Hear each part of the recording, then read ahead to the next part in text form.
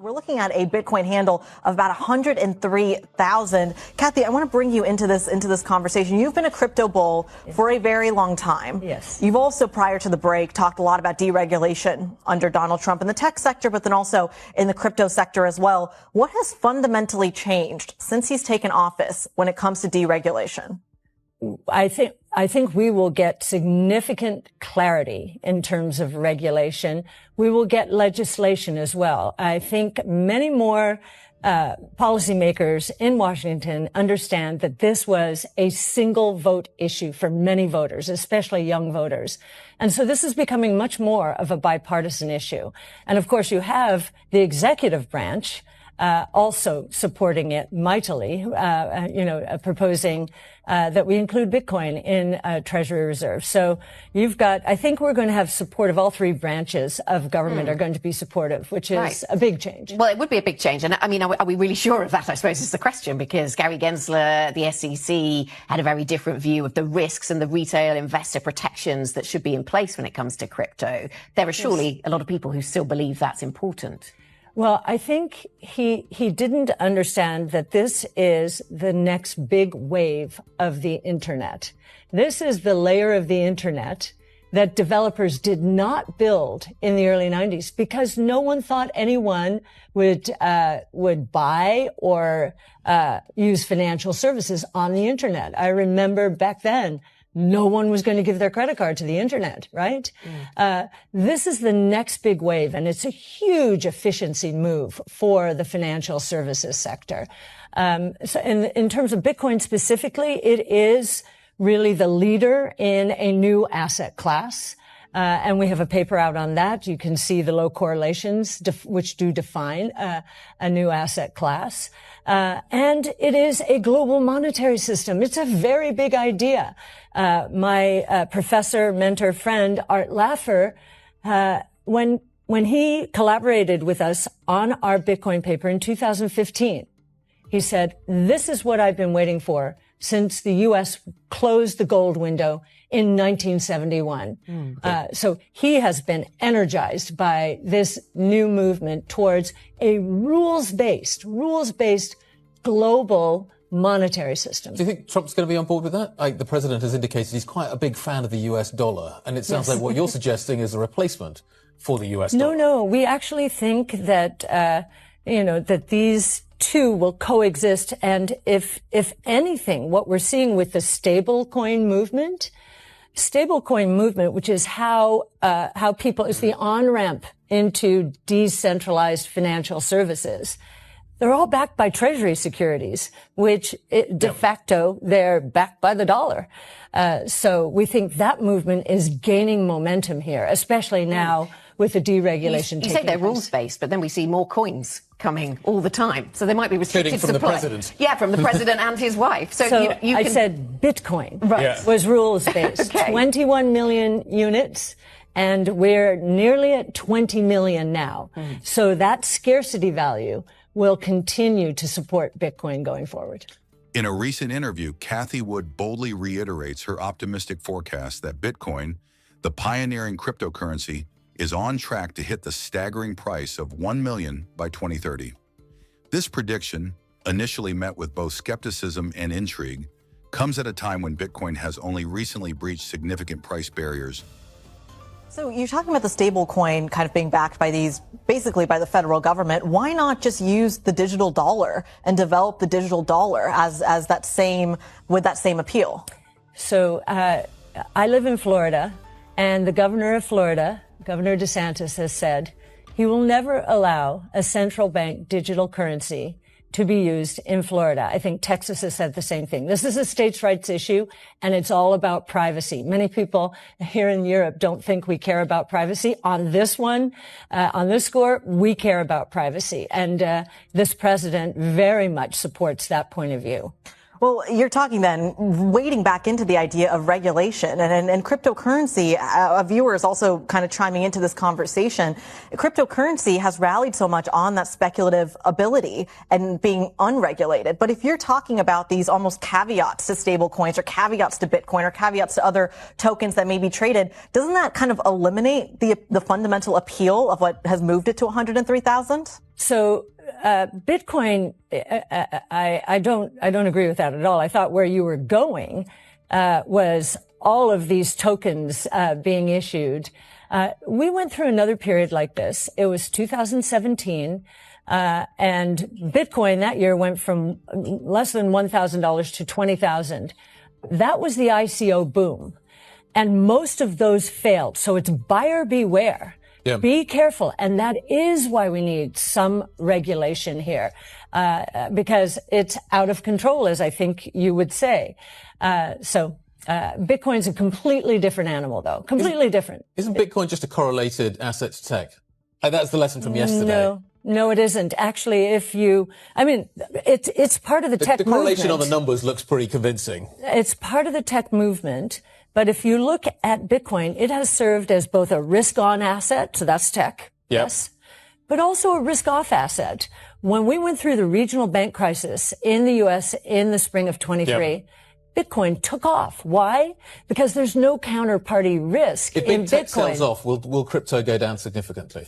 The correlations are there is a correlation, but it is not as high as, small cap equities to large cap equities. The more institutions get involved, the more correlations will go up. But right now, if you look at the statistics, the correlations in terms of returns and risk among these assets, very different. Cathie Wood roots her forecast in two fundamental principles: scarcity and rising demand. With the total lifetime supply of Bitcoin locked in at 21 million coins, of which 19.8 million are already circulating, it's rapidly becoming more scarce than gold. Institutional investors are now allocating significant parts of their portfolios to Bitcoin, thanks in part to the recent introduction of spot Bitcoin ETFs and Trump vowing to make the U.S. the capital of crypto. Okay, now let's talk pricing, or I shouldn't say pricing, but the price of Bitcoin. You and I have had conversations now over many years where you've talked about Bitcoin being worth something on the order of $500,000, literally in only a couple of years from now. Do you stand by that? How does this ETF change that, speed that up, slow it down? What do you think? Yes. So you'll find in our big ideas, so that's at arc-invest.com, the building blocks for our price forecast. And our base case is in the $600,000 range. Our bull case, and we think the probability of the bull case has increased with this SEC approval. This is a green light. Our bull case is $1.5 million by 2030. You can see the building blocks. You can see how conservative we are in terms of those building blocks. This is a big idea. It is the first global, decentralized, digital, rules-based, critical there, rules-based monetary system in history. It is a very big idea.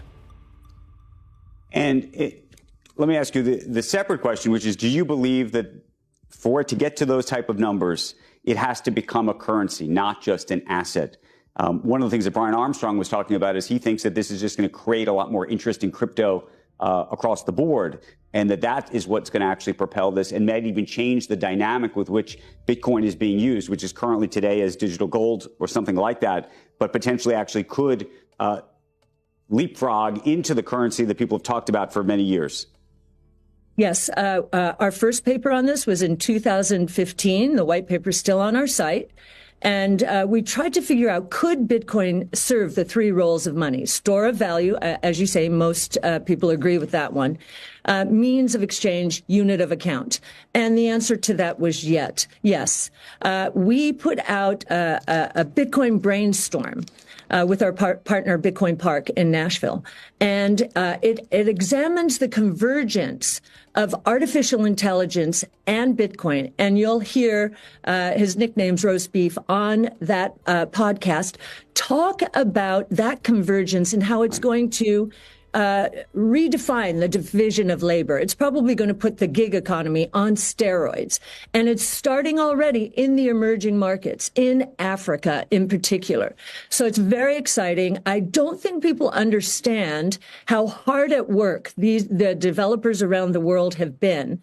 Lightning Network is a big part of leveraging the base layer, Bitcoin. So we're very excited. We're so happy that ARKB is going to be part of the ecosystem. ARK Invest's analysis suggests that in a best-case scenario, their Bitcoin allocation could rise to 6.5%. But the intrigue doesn't stop there. As the saga unfolds, central banks are catching on to Bitcoin's allure. Several nation-states are contemplating holding Bitcoin as a strategic reserve asset. Texas, Florida, and Pennsylvania are making headlines with their ambitious plans to form strategic Bitcoin reserves, setting a precedent that could fuel further government interest globally. Yes, I do think that in June, when BlackRock announced its filing, or when it was announced that BlackRock had filed for a Bitcoin ETF, the Bitcoin price did shoot up, but has been fairly stable since then. So I do think it's had an impact. A bigger impact this year was the regional bank crisis. It was very interesting to watch Bitcoin go from 19,000 to 30,000 right in the middle of that banking crisis as regional banks were going bankrupt.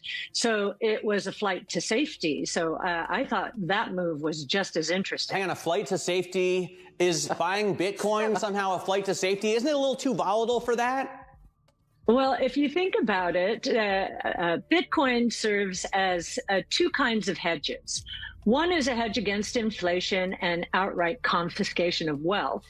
The other is against counterparty risk. And, when the regional banks started going down, this fear sort of, our memories are fresh with 0809, the counterparty risk became real. And so there was this flight into Bitcoin, a completely decentralized, transparent network, which is not subject to counterparty risk. Cathie, so you are in this race. Let's talk about the race a little bit. The first important deadline coming up is August 13th, where the ARK filing, the SEC is either going to delay it, which we think they'll probably delay it, and then BlackRock is later. You filed before BlackRock, but BlackRock came in with the surveillance sharing agreement with Coinbase. That was novel, right? Now we're looking in the future, there's talk of a common clock where the SEC could approve a bunch of ETFs at once, putting you on a level playing field with BlackRock and others. What's your take on how this will play out, given you filed earlier? I think you're probably right that August 13th will come and go. And I think the SEC, if it's going to approve a Bitcoin ETF, will approve more than one at once. So then, again, because most of these essentially will be the same, and it will come down to marketing, communicating the message. We've been putting out our Bitcoin monthly for the last year. We are now starting a Bitcoin brainstorming session. Our first one we launched last Thursday. So we're trying to get the word out there that, our research is deep. And we've been doing it since 2015 when we gained our first exposure to GBTC. We were the first public asset manager to gain exposure to Bitcoin at all in 2015. As the digital tide turns, Cathie Wood's 1 million Bitcoin prediction by 2030 is a clarion call for investors. With the current implementation of Bitcoin ETFs acting as a catalyst for institutional investments, coupled with active interest from governments, the ambition of Bitcoin reaching unparalleled market cap highs seems more plausible. Don't forget to like and subscribe, and let's keep this bull run going.